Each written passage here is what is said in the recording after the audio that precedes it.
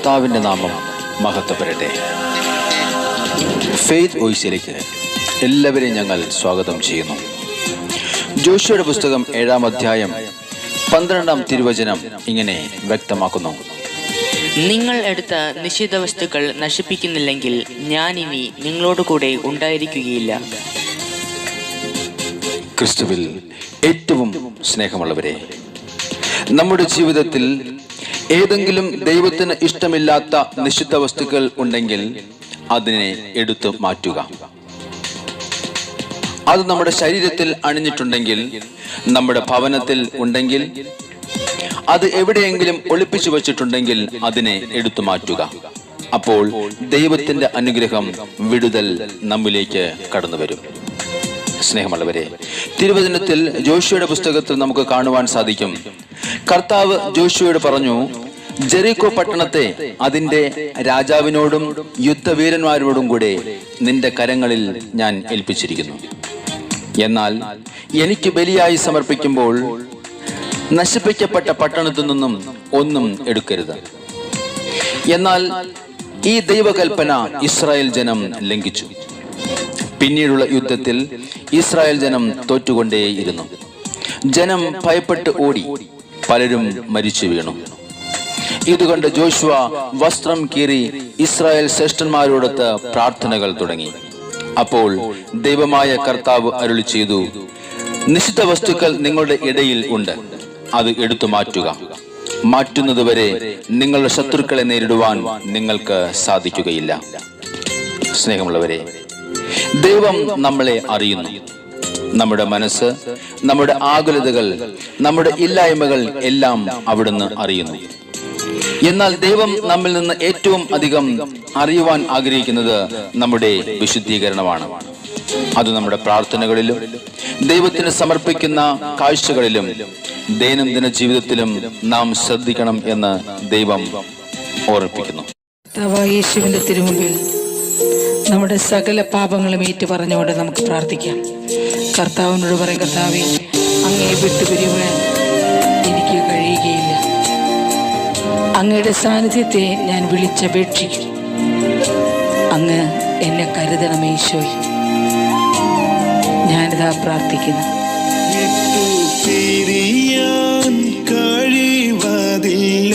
ഓ എൻ്റെ ഈശോയെ,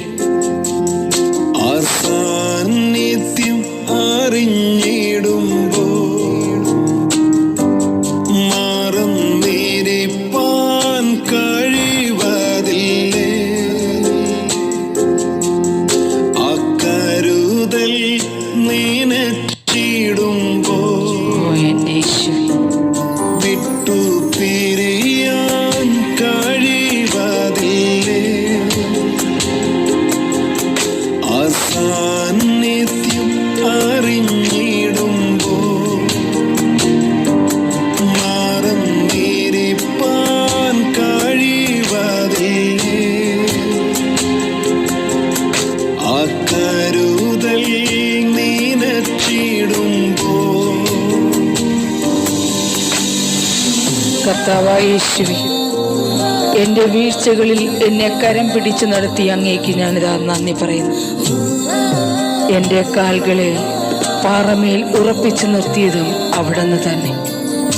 ഞാൻ അങ്ങേക്ക് സ്തോത്രം ചെയ്യുന്നു. ഞാൻ അങ്ങേക്ക് നന്ദി പറയുന്നു ഈശോയെ.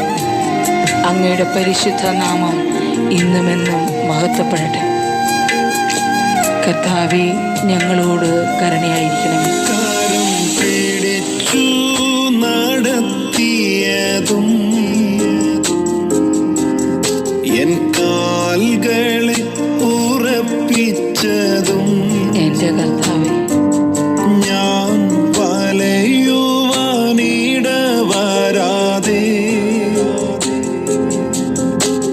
വലയമായി നടത്തിയതും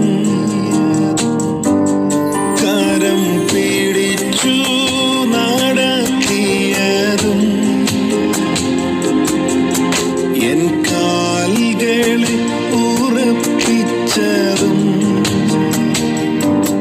ഞാൻ വലയുവാനിടവരാതെ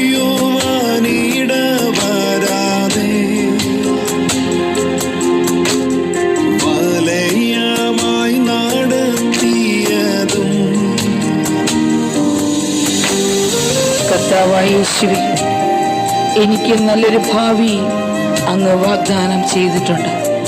ഞാൻ പ്രത്യാശിക്കുന്നു എൻ്റെ ദൈവമേ, ഞാൻ അങ്ങേക്ക് നന്ദി പറയുന്നു.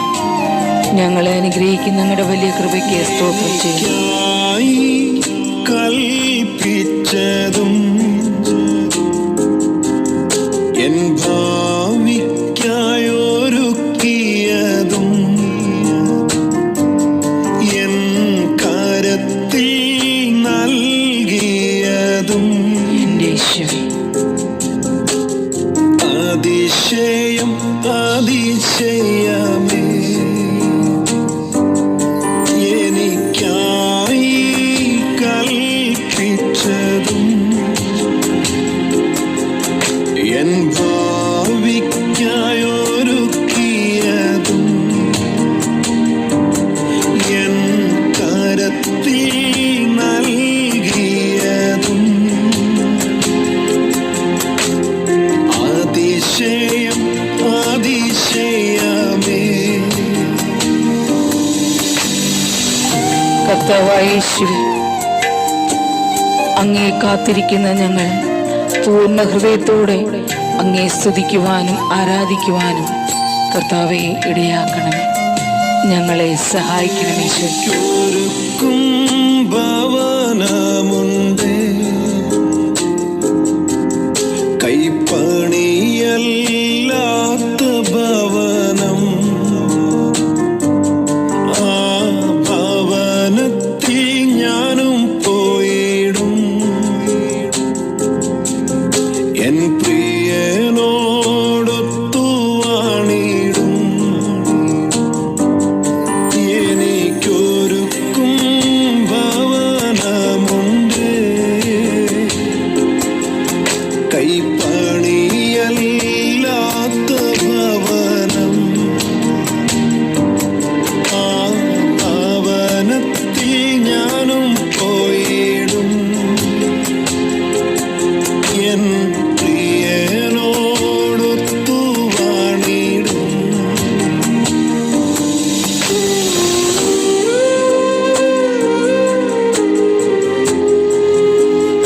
എളിമയുള്ള ഹൃദയത്തോടെ കർത്താവിൻ്റെ സന്നിധിയിൽ കടന്നു വന്ന് പ്രാർത്ഥിക്കുന്ന നമ്മെ ഏവരെയും കർത്താവായ യേശു സമൃദ്ധമായി അനുഗ്രഹിക്കട്ടെ എന്ന് കർത്താവായ യേശുക്രിസ്തുവിൻ്റെ നാമത്തിൽ ഞങ്ങൾ പ്രാർത്ഥിക്കുന്നു.